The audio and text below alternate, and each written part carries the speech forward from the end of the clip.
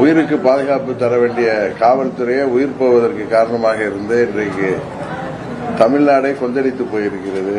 இன்னும் சொல்ல போனா விலைவாசி விண்ணை முட்டுகின்ற அளவுக்கு உயர்ந்திருக்கிறது. இந்த ஆட்சியில யாருக்கும் நிம்மதி இல்லை. விவசாயிகள் முதற்கொண்டு அனைத்து தரப்பு மக்களும் தேர்தல் நேரத்தில் முதல்வர் சொன்ன வாக்குறுதிகள் எல்லாம் நிறைவேற்றவில்லை. 4 ஆண்டுகள் கடந்து இன்னும் 6-7 மாதத்தில் தேர்தல் வருகின்ற நேரத்தில் கூட முக்கியமான வாக்குறுதிகளை நிறைவேற்றவில்லை என்று ஆசிரியர்கள், பகுதி நேர ஆசிரியர்கள், போக்குவரத்து ஊழியர்கள், மின்சாரத்துறை ஊழியர்கள் என மாற்றுத்திறனாளிகள் அனைவரும் சாலைக்கு வந்து போராடி கைதாகின்ற நிலைமை இன்றைக்கு இருக்கிறது.